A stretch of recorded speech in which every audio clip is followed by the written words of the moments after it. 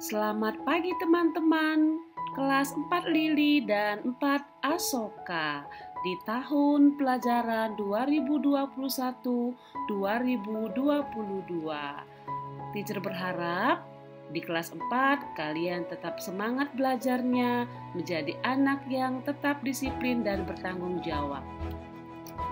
Pembelajaran tematik kita hari ini, kita akan belajar di tema 1, subtema 1, keberagaman budaya bangsaku di pembelajaran 1. Kita akan belajar mencermati gagasan pokok dan gagasan pendukung yang diperoleh dari teks lisan, tulis, atau visual. Nah, indikator yang akan kita capai pada pembelajaran ini, kalian dapat membaca teks tentang Pekan Budaya Nusantara atau Pawai Budaya. Yang kedua, menentukan paragraf dalam bacaan dan mempelajari cara menentukan gagasan pokok dan gagasan pendukung.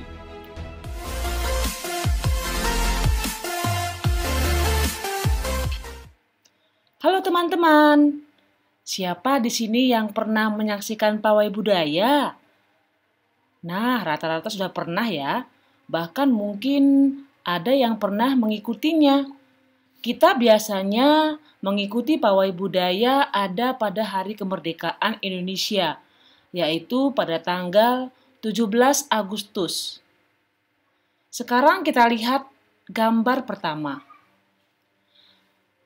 Baris pertama ditulis agak menjorok ke dalam atau masuk ke dalam. Artinya adalah sebuah paragraf. Tulisan yang ditulis masuk ke dalam ini merupakan paragraf baru. Artinya ini adalah paragraf pertama. Kemudian ada tulisan yang masuk lagi ke dalam. Ini adalah paragraf kedua. Ada tulisan lagi yang masuk ke dalam paragraf ketiga. Ini paragraf keempat dan ini adalah paragraf kelima. Nah, sekarang kalian sudah bisa ya menentukan berapa paragraf dalam suatu bacaan. Coba lihat pada teks Pawai Budaya terdapat 5 paragraf. Apa yang dibicarakan pada paragraf pertama?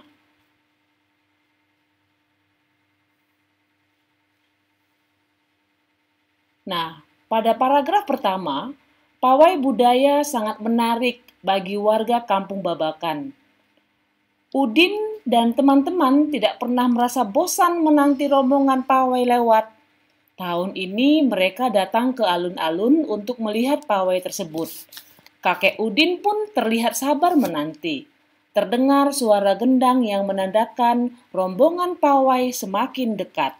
Nah, anak-anak, apakah kalian masih ingat bahwa pada setiap paragraf terdapat 2 jenis gagasan. Gagasan apakah itu? Ya, gagasan pokok dan gagasan pendukung. Gagasan pokok adalah ide utama yang dibahas dalam suatu bacaan, dapat berupa kalimat inti atau berupa pokok paragraf. Sedangkan gagasan pendukung adalah uraian atau tambahan informasi untuk gagasan pokok. Nah, berikut ini beberapa langkah yang dapat dilakukan untuk menentukan gagasan pokok pada setiap paragraf. Yang pertama, bacalah paragraf dengan cermat. Dan yang kedua, cermati kalimat pertama hingga terakhir. Apakah kalimat pertama merupakan gagasan pokok? Apakah kalimat kedua merupakan gagasan pokok? Teruslah membaca kalimat demi kalimat hingga gagasan pokok ditemukan. Teacher beri contoh ya. Pada paragraf kedua, setelah dibaca seluruh kalimat pada paragraf ini, didapatkan gagasan pokoknya terletak di awal kalimat pertama, yaitu di barisan pawai terdepan terlihat rombongan dari Maluku. Nah, setelah kalimat tersebut, kalimat selanjutnya adalah kalimat yang menjelaskan ciri-ciri rombongan dari Maluku itu. Kalimat inilah yang disebut dengan gagasan pendukung. Bagaimana teman-teman?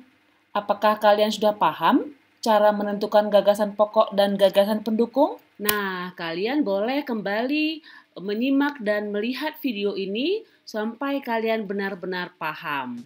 Terima kasih.